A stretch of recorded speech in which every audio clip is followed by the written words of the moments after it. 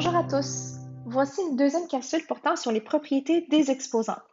Dans cette capsule, on va aller voir qu'est-ce qui arrive lorsque nous voulons la puissance d'une puissance. En d'autres mots, on va aller prendre l'exposant d'un exposant.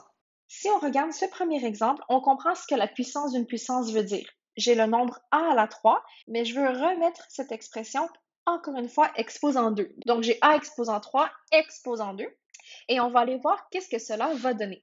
On va commencer par regarder ce que j'ai dans la parenthèse. A à la 3 peut s'exprimer comme étant A fois A fois A.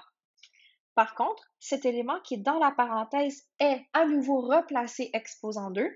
On peut donc réécrire que c'est A fois A fois A, que je remultiplie une deuxième fois par lui-même, donc fois A fois A fois A. Alors, on verrait qu'ici, nous avons un total de A exposant 6 puisque j'ai multiplié A 6 fois par lui-même. Alors, on remarque qu'à chaque fois que j'ai l'exposant d'un nombre qui a déjà un exposant, tout ce qu'on a à faire, c'est d'aller multiplier les exposants parce que j'ai fait 3 fois 2 pour m'obtenir ma réponse de 6. Donc, n'importe quel nombre que nous avons, par exemple le nombre A, quand je mets un exposant m et que je remets cette expression avec un exposant n'importe quel nombre n, la réponse sera toujours A exposant m fois n. On a juste à aller multiplier ces exposants. Si on regarde le premier exemple ici, si j'ai 2 exposant 6 exposant 3, j'obtiens donc 2 exposant 6 fois 3 parce qu'on va aller multiplier ces exposants-là. La réponse ici, c'est donc 2 à la 18. Si j'ai moins 3 exposant 4 exposant 5, on a vu dans la dernière capsule que lorsqu'une base est négative à l'intérieur d'une parenthèse, il faut aller observer si l'exposant à l'extérieur de cette parenthèse est pair ou impair. Puisque le 5 est un nombre impair, nous savons que notre réponse reviendra comme étant négative. Si c'est un exposant qui est pair, notre réponse finale sera positive. Donc ici, je vais juste écrire une petite note. L'exposant est impair, donc la réponse va être négative. Je sais que la réponse est négative, mais quelle sera cette réponse? Alors, je sais que ma réponse demeure moins 3, elle est négative. Et pour savoir quels sont les exposants, je multiplie les exposants, donc 3 fois 4, qui va me donner 20. Ma réponse est donc moins 3 à la 20. Maintenant, si j'ai moins 5 à la 3 à la 4, encore une fois, j'ai un nombre négatif dans une parenthèse, je dois donc aller regarder l'exposant. Ici, c'est un exposant qui est pair. Alors, la réponse sera positive. C'est toujours comme ça que ça fonctionne lorsque nous avons un nombre négatif à l'intérieur d'une parenthèse. Donc, mon moins 5 à la 3 devient positif à cause de mon exposant 4 qui est pair.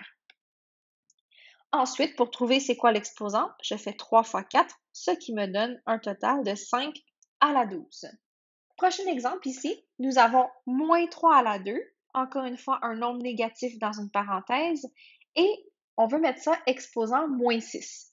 Puisque exposant moins 6, c'est un nombre pair, je sais que ma réponse sera positive. Alors, à la place d'avoir moins 3, je vais obtenir 3.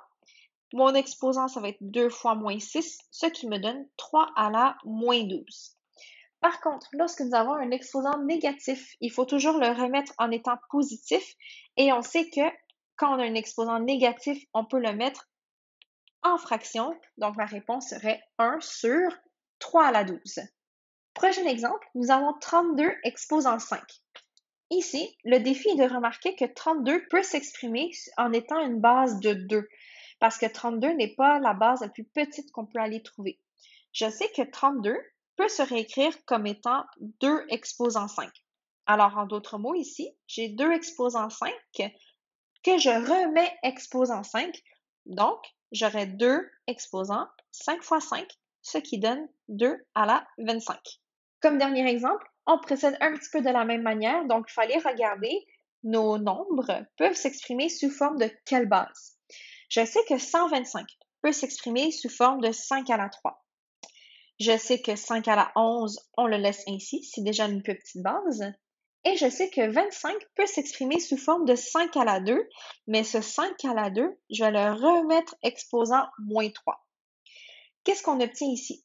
Je sais que j'ai 5 à la 3, fois 5 à la 11 et 5 à la 2 fois moins 3 va me donner moins 6. Pour simplifier ça ici, on se rappelle de la première propriété des exposants comme on a vu à la capsule précédente. On doit aller additionner les exposants, donc j'ai 5 à la 3 plus 11 moins 6 et réponse finale, nous avons 5 à la 8 puisque ici j'ai été additionner chacun des exposants que nous avions. Et voilà, ceci fait le tour de la deuxième propriété des exposants, celui où on va aller prendre l'exposant d'un exposant. Merci.